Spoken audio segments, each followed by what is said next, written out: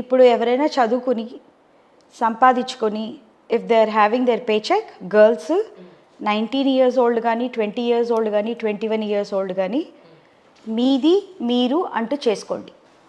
మీరు మా అమ్మకి ఇస్తాను, మా అత్తకి ఇస్తాను, మా మామకి ఇస్తాను, I'm going to contribute for the family అంటే మీకు రెస్పెక్ట్ అది ఏదో వచ్చేస్తుంది, అమ్మా మా అమ్మాయి అమ్మా మా ఇది అని అనుకుంటారు అని మీరు లేదండి. మీకు మీరు ఖర్చు పెట్టుకోండి. నేను మా అమ్మ నాన్నకు అదే చెప్పాను, మీకుంటే మీకు మీరు ఖర్చు పెట్టుకోండి, మీకు మీరు ఎంజాయ్ చేయండి, నాకు ఇవ్వడం ఎందుకు, అన్నయ్యకి ఇవ్వడం ఎందుకు. ఆ పాయింట్ మీద నేను నా లైఫ్ అంతా నించున్నానండి. I kept telling them spend your own money, enjoy your own life. Perfect slogan. అమ్మాయిలు అవుతే మీ డబ్బులు మీరు ఖర్చు పెట్టుకోండి, అన్నయ్యని చదివిస్తాను, నేను గొప్పగా ఉన్నాను కదా, నేను చెల్లెల్ని చదివిస్తాను, అలాంటి త్యాగాలు చేయొద్దంటారా? ఈ అమ్మాయి ఏంటి ఇలా చెప్తుంది, ప్రేమగా ఫ్యామిలీ కాంట్రిబ్యూట్ చేస్తారు అంటే నేను ఫ్యామిలీకి కాంట్రిబ్యూట్ చేసిన దాన్నండి. ఆ సైకిల్లో 35 years లేటర్ హట్ అయ్యారు కాబట్టి ఇప్పుడు ఇలా మాట్లాడుతున్నారు. I understand. ఇప్పుడు చదువు లేకుండా అమ్మాయికి ఏమీ తన సేవింగ్స్ లేకుండా ఉంటే అటు పేరెంట్స్కి బిట్టర్ అయ్యి ఇటు హస్బెండ్ సరిగా చూసుకోకపోతే భారం అయిపోతుంది. అమ్మాయి పరిస్థితి ఏంటండి? I understand. అది ఇన్లాస్ తోటేమో మీరు వెళ్ళి హస్బెండ్ తోటి ఇన్లాస్ తోటి సరిపోకపోతే డొమెస్టిక్ వైలెన్స్, డొమెస్టిక్ అబ్యూస్ అని లాస్ ఉన్నాయి. పెళ్ళిళ్ళలోన ఆ రిలేషన్షిప్స్లోనూ లాస్ ఉన్నాయి.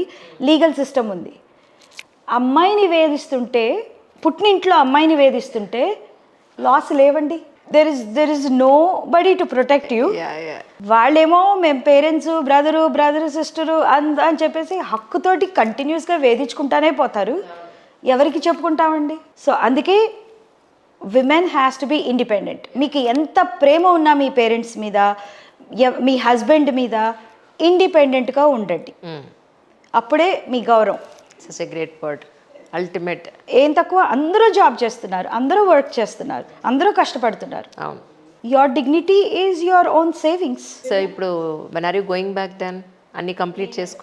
రేపు కంప్లీట్ చేసి భోజనాలు అయ్యి 11th day చేసి, బికాజ్ తలగొరివి పెడితే మైల్ ఉంటుందంటండి, 11 days వెళ్ళటానికి లేదంట.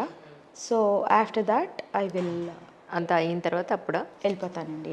వన్ మోర్ థింగ్ ఏంటంటే it's great experience for you. Next time మీకు ఇలాంటిది ఏదైనా వచ్చినా ధైర్యంగా ఇప్పుడున్న ఎక్స్పీరియన్స్ తోటి ఇంకా బాగా డీల్ చేస్తాను. But my experience should be అందరికీ a guide light saying that this situation can come, let's be prepared, let's face it boldly. Exactly.